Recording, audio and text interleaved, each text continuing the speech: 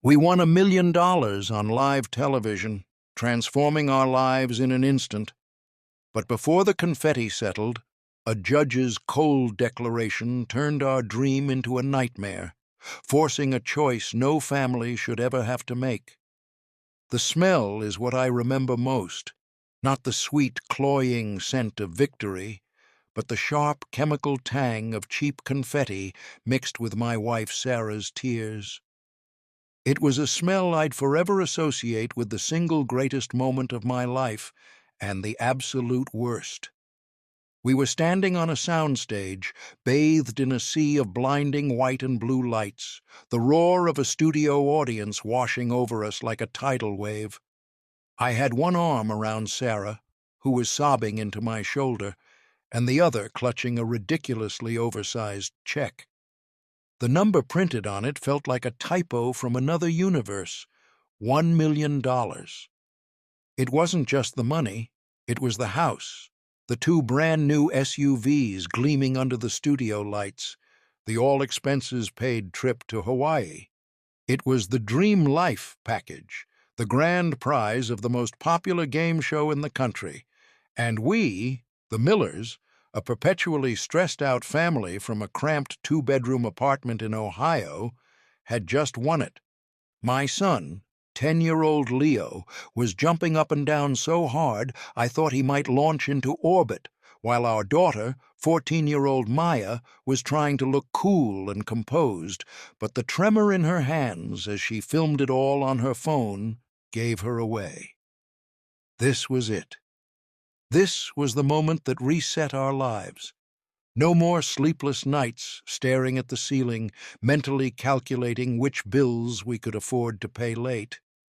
No more telling the kids, maybe next year, for every school trip, every summer camp, every simple request that felt like a luxury.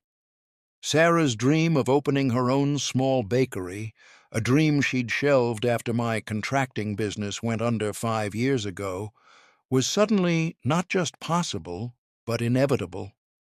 The mountain of debt that had been our constant suffocating companion was about to be leveled into dust. Across the stage, the Johnsons were clapping. Mark and Claire Johnson, the picture-perfect couple with their two eerily well-behaved children, were the embodiment of everything we weren't. He was a handsome investment banker with a perfect smile. She was a yoga instructor who looked like she'd never had a carb in her life. Throughout the week-long competition, they'd been flawlessly polite, impeccably dressed, and just a little too smooth. They were the family the network probably wanted to win. But in the final nail-biting round, a question about obscure 19th-century inventors had stumped Mark. He'd frozen, and Leo, my nerdy, brilliant Leo, had buzzed in and screamed the answer like his life depended on it. In that moment, it felt like it did. The show's host, Barry Bright, a man whose teeth were so white they seemed to generate their own light, slid up beside me, draping a practiced, friendly arm over my shoulders. "Steve Miller! How does it feel to be living the dream?"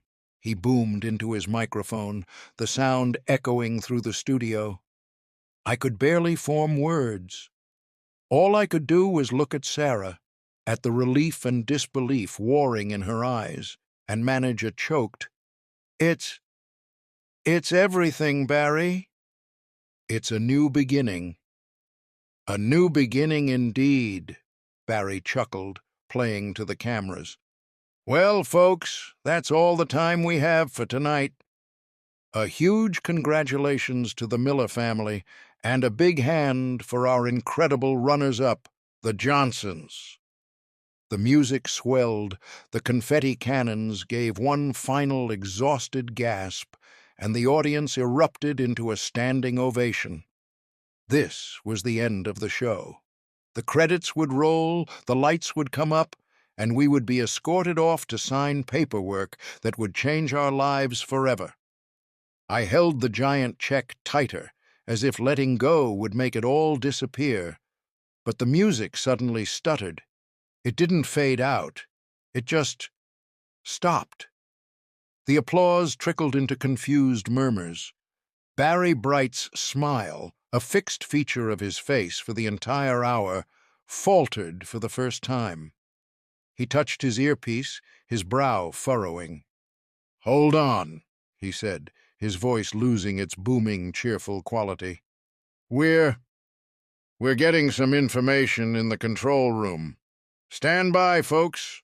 A cold dread, sharp and familiar, began to creep up my spine. This wasn't part of the show. The Johnsons, who had been starting to walk off stage, paused, a flicker of something unreadable in Mark's eyes. The studio lights seemed to dim, or maybe the world was just tunneling in around me. "Ladies and gentlemen," Barry said, his voice now tight and strained, "we have an unprecedented situation here.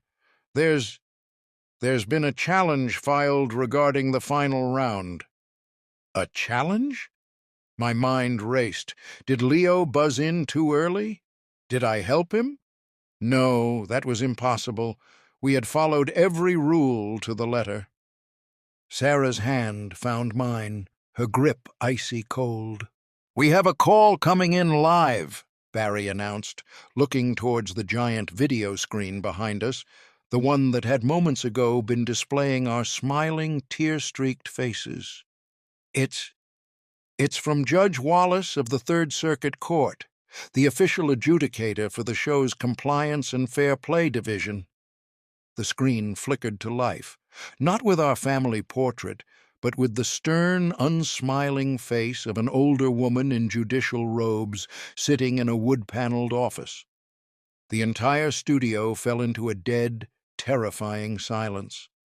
My heart wasn't just beating, it was hammering against my ribs, a frantic prisoner trying to escape. My gaze locked on the judge and then darted to the Johnsons. Claire Johnson had a small, almost imperceptible smile playing on her lips. "Due to a formal complaint and a review of the contest bylaws," the judge's voice boomed through the speakers, cold and impartial, "a procedural error has been identified in the final round. The result, as it stands, is invalid." A collective gasp sucked the air out of the room.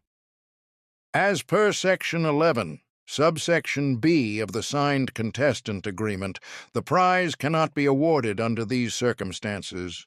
Not in full." The judge looked directly into the camera, her gaze feeling like it was piercing right through me. "Therefore, one family must return their winnings." The words, "one family must return their winnings," echoed in the sudden cavernous silence of the studio. The oversized check in my hand, once a symbol of impossible hope, now felt like a tombstone. It was heavy, flimsy, and utterly meaningless. My mind refused to process it, replaying Leo's triumphant shout, the explosion of confetti, the feel of Sarah's tears of joy on my shirt. It had all happened. I hadn't imagined it. On the giant screen, Judge Wallace's face was a mask of cold bureaucracy. "To be clear," she continued, her voice cutting through the stunned paralysis of the room, "the complaint filed by the Johnson family cites a violation of Rule 7C of the official gameplay handbook. The final buzzer activation must occur after the host has completed the final syllable of the question. A frame-by-frame review shows the Miller family's buzzer was activated 0.08 seconds prior to the completion of the question. 0.08 seconds. The entire foundation of my family's future was being demolished over a sliver of time too small to perceive. It was an atomic-level technicality, a grain of sand in the gears that had just brought our entire world grinding to a halt. "As the question is therefore void," the judge declared, "the final score is nullified. The official result reverts to the scores held prior to that question." A graphic, brutal, and instantaneous, flashed onto the screen. It showed our smiling family photos next to a number. Miller's, 425.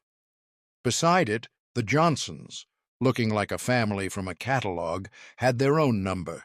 Johnsons, 450. A wave of nausea washed over me. We had been trailing. The entire game, we'd been fighting from behind, and Leo's impossible lightning-fast answer had been our Hail Mary, our miracle. A miracle that was now being erased by a stopwatch. Therefore, the judge concluded, her words like gavel strikes, the official winners of the Dream Life package are the Johnson family. The camera, like a vulture, zoomed in on my face. I felt nothing, just a hollow, ringing void where a moment ago there had been euphoria.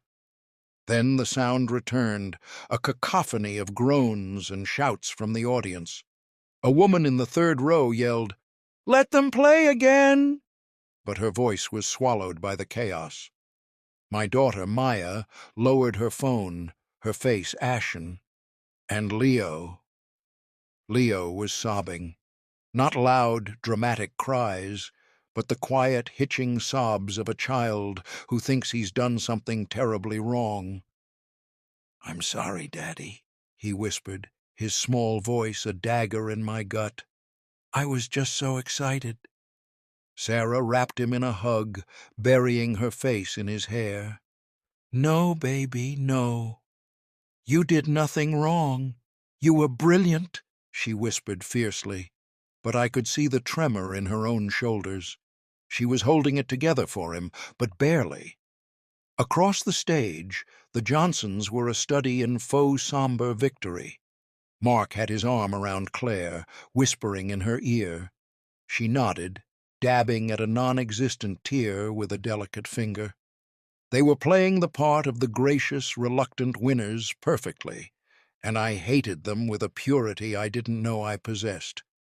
Barry Bright, looking like his own career was flashing before his eyes, was frantically talking to a producer who had scurried onto the stage. He held up a hand. "Folks, please, please, this is obviously an unprecedented and difficult situation." He looked from our crumbling family to the Johnsons. "The judge's ruling is final. The Johnsons are the winners." He took a deep breath, as if steeling himself. "However, the network has authorized a consolation prize for the Millers. For their incredible sportsmanship and performance this week, a check for $50,000. $50,000. An hour ago, that would have been a life-altering amount of money. Now, it felt like an insult. It was the price tag of our humiliation, a tip for having our dreams paraded in front of millions before being publicly executed. The audience offered a smattering of weak, pitying applause. But then Mark Johnson did something I never expected. He stepped forward, taking the microphone from a bewildered Barry. "Thank you, Barry. And thank you, Judge Wallace," he began, his voice smooth as silk, radiating a calm authority that captivated the entire studio. "We are, of course, grateful for the win. We believe in the rules, and the rules were clear." He paused, turning to face me, his gaze sweeping over my devastated family. "But we also believe in fairness. And what has happened here tonight, it isn't entirely fair." A murmur of surprise went through the crowd. I stared at him, my mind unable to compute. What was this? Was he going to forfeit? Was this some grand gesture of sportsmanship?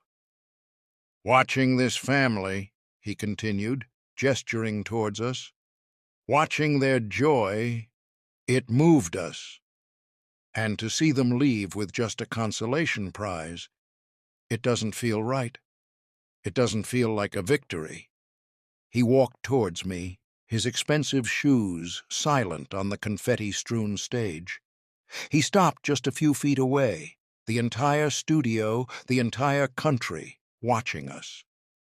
"So, my family and I have decided to make an offer," he said, his voice dropping slightly, becoming more intimate, more intense. "A choice. Not for the network, not for the audience, but just for you, Steve." I couldn't speak. I could only stare, my hand still gripping the useless giant check. Mark's eyes, which had seemed so friendly all week, were now cold and calculating, like a shark's. "We are the rightful winners of the Dream Life package. The house, the cars, the vacation, the $1 million check. It's all ours. But I will write you a personal check right now for $250,000, $250,000, more than enough to change your lives." He let that sink in, the scent of a lifeline in the air. "But," he added, his voice hardening, "you only get it if you willingly hand me that oversized check right now, look into that camera, and forfeit the game on behalf of your family." The silence that followed Mark Johnson's offer was different. It wasn't the stunned silence of shock. It was the tense, breathless silence of a high-stakes poker game. The entire studio audience, the crew, even Barry Bright, seemed to be holding their collective breath, waiting to see which card I would play. $250,000, a clean $250,000, offered from his personal fortune. It was 5 times what the network had just offered. It was enough to pay off our debts, put a down payment on a small house, and give Sarah a real start on her bakery. It was a golden bridge out of the fresh hell we'd just been plunged into. But the price was my dignity. I had to surrender. I had to stand on national television, in front of my wife and children, and admit defeat. I had to take his check, his charity, and validate the technicality that had robbed my son of his heroic moment. I had to shake the hand of the man who had filed the complaint in the first place, the man whose perfect life was about to absorb my family's dream like a black hole. My eyes flickered to the giant screen, which now showed a split view, my own anguished face next to Mark Johnson's cool, composed one. He had the calm demeanor of a man who knew he couldn't lose. If I accepted, he looked like a magnanimous saint, a benevolent victor.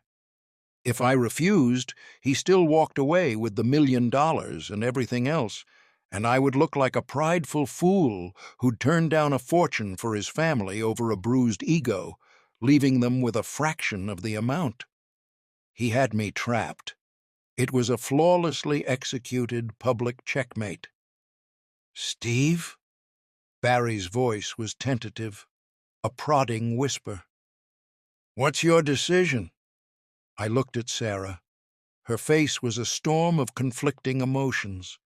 I could see the pragmatist in her, the woman who had spent years stretching every dollar until it screamed, calculating what a $250,000 could do for us.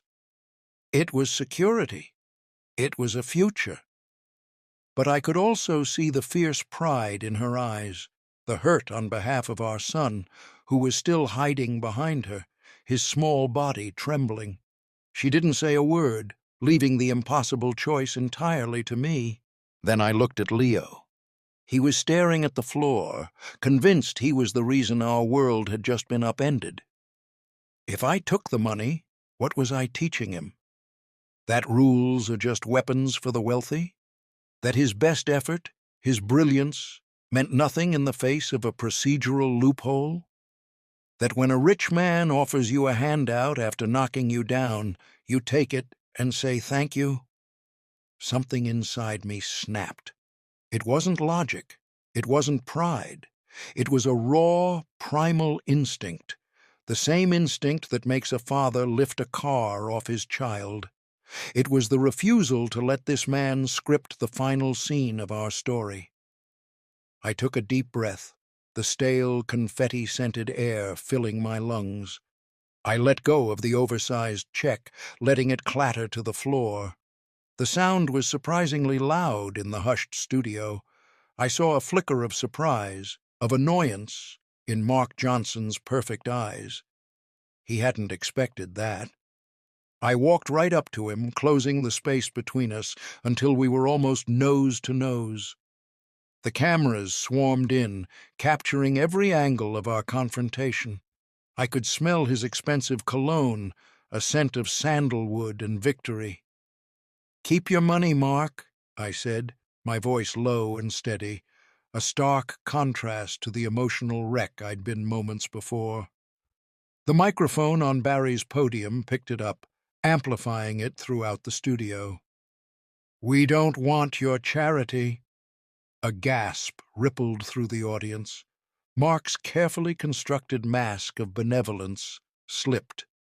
A genuine sneer twisted his lips for a fraction of a second before he smoothed it away. "Steve, be reasonable," he said, his voice a condescending purr. "Think about your family. This is the smart play." "No," I shot back, looking past him, directly into the main camera, speaking not to him, but to the millions watching at home. "The smart play is to do what's right. My son won this game. He buzzed in because he knew the answer, not because he was trying to cheat. He beat you. This 0.08-second technicality," I spat the word like it was poison, "doesn't change that." I turned my back on him and walked over to my family. I knelt in front of Leo, who looked up at me with wide, tear-filled eyes. I put my hands on his shoulders. "You listen to me," I said, my voice thick with emotion but unwavering. "You were amazing. You won this for us. Do you understand? You won." Leo nodded, a fresh wave of tears spilling down his cheeks. But these felt different. They weren't tears of guilt anymore.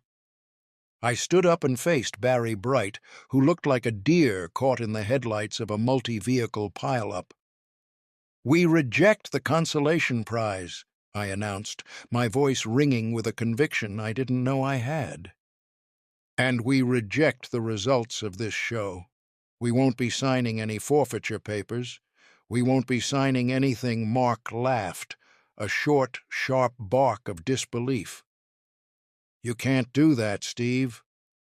The judge's ruling is final. You're leaving with nothing."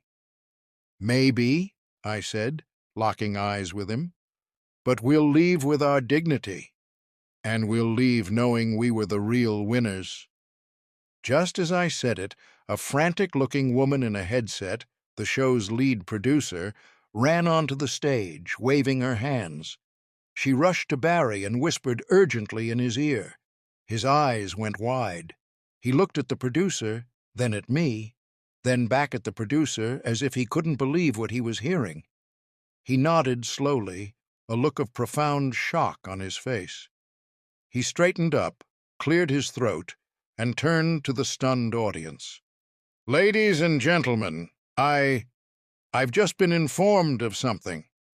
He paused for dramatic effect, a showman to the very end. "It seems that while Judge Wallace was reviewing the Johnsons' complaint, her clerk was simultaneously reviewing all the footage from this week's competition as part of a standard procedural audit." He took a deep breath, his eyes finding Mark Johnson, who had suddenly gone very, very still. "And that audit has uncovered another violation, a much more serious one that occurred 2 days ago during the Family Secrets Challenge."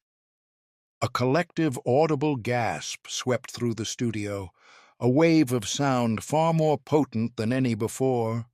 All eyes, both in the audience and on the stage, swung from me to Mark Johnson. His face, once a portrait of smug control, was now a hardening mask of concrete. Even his perfect posture seemed to falter. The Family Secrets Challenge. My mind raced back. It was a brutal round where one family member, wearing noise-canceling headphones, had to guess a secret about another family member based on clues. It was designed to create drama and tension. I remembered Mark guessing Claire's childhood fear of butterflies after just 2 cryptic clues. We'd all been amazed by his intuition, his deep knowledge of his wife. "According to the audit," Barry Bright announced, his voice now laced with a cold journalistic gravity, "there was an unapproved electronic device detected in the soundproof booth while Mr. Johnson was a contestant." The studio fell into a silence so profound I could hear the hum of the lights. Further review of the footage shows Mr. Johnson repeatedly touching his left ear, consistent with the use of a micro earpiece. His answers in that round were statistically improbable. Barry turned, not to the audience, but directly to Mark. "Mark, the network needs an answer. Were you receiving outside assistance during the Family Secrets Challenge?" Mark Johnson didn't move. He didn't speak. He just stared, his face a pale, frozen tableau of disbelief and fury. The man who had weaponized a 0.08-second technicality was now being publicly crucified by his own blatant cheating. The irony was so thick it was suffocating. Claire, his wife, looked like she was about to faint. She took a step away from him, a small, almost imperceptible movement that spoke volumes. She knew. Of course, she knew. The video screen behind us, which had been the instrument of our torture, flickered back to life. Judge Wallace was on screen again, her expression even grimmer than before. "Mr. Bright," her voice boomed, devoid of any warmth, "given this new, substantiated evidence of a gross violation of the Fair Play Clause, specifically Rule 2A, which strictly prohibits any form of cheating, the Johnson family is hereby disqualified from the competition." Disqualified. The word landed like a nuclear bomb in the center of the stage. The Johnsons weren't just losers, they were cheaters. Their perfect, curated image was being immolated on live television. The judge wasn't finished. As a result of this disqualification, all points accrued by the Johnson family throughout the entire competition are rendered null and void. The graphic on the screen changed instantly. The Johnsons' score of 450 vanished, replaced by a glaring red 0. Our score, 425, remained. "By default," Judge Wallace declared, her voice echoing with finality, "the winners of the Dream Life package are the Miller family." This time, the roar from the audience was deafening. It wasn't the polite applause of a game show. It was a primal cheer for justice, a thunderous ovation for the underdog. The confetti cannons, as if on their own accord, exploded one more time, showering us in a new wave of color. This time, it didn't smell like chemicals and despair. It smelled like vindication. Sarah let out a sob, a sound of pure, unadulterated relief, and pulled me and the kids into a hug so tight I could barely breathe. Leo was laughing and crying at the same time, shouting, "We won! We really won!" Maya, abandoning all pretense of teenage coolness, was screaming with joy, her phone completely forgotten. I looked over Sarah's shoulder at Mark Johnson. He was being escorted off the stage by 2 stone-faced security guards, his perfect suit now looking rumpled and cheap. He wouldn't look at me. He couldn't. He had tried to buy my dignity for $250,000, and in the end, he had lost his own for free, in front of the entire world. Barry Bright, a consummate professional, expertly navigated the chaos. He strode over to us, his own smile genuine for the first time all night. He picked up the giant check from the floor, dusted it off, and pressed it firmly back into my hands. "Steve, Sarah, Maya, Leo," he boomed, his voice filled with genuine warmth. On behalf of everyone here, I think I can say, congratulations. It seems the right family is getting the dream life after all. Holding that check now felt completely different. It wasn't just a number on a piece of cardboard anymore. It was a testament. It was a symbol of standing your ground, of trusting your gut, of fighting for your family even when the odds were impossible. It was the reward for choosing dignity over a deal. Later that night, long after the cameras had stopped rolling and the lawyers had us sign a mountain of legitimate life-changing paperwork, the four of us sat in the back of a luxury SUV, the same one we'd seen gleaming under the studio lights. Leo had fallen asleep, his head in Sarah's lap, a small, contented smile on his face. Maya was quietly looking out the window, watching the city lights blur past, probably imagining a future that had just expanded into infinity. Sarah reached over and took my hand. Her hand was warm, steady. "I was so scared you were going to take his offer," she whispered. "I almost did," I admitted, my voice hoarse. "For a second, it seemed like the only sane thing to do." "But you didn't," she said, squeezing my hand. "You taught our kids something more valuable than $1 million tonight, Steve."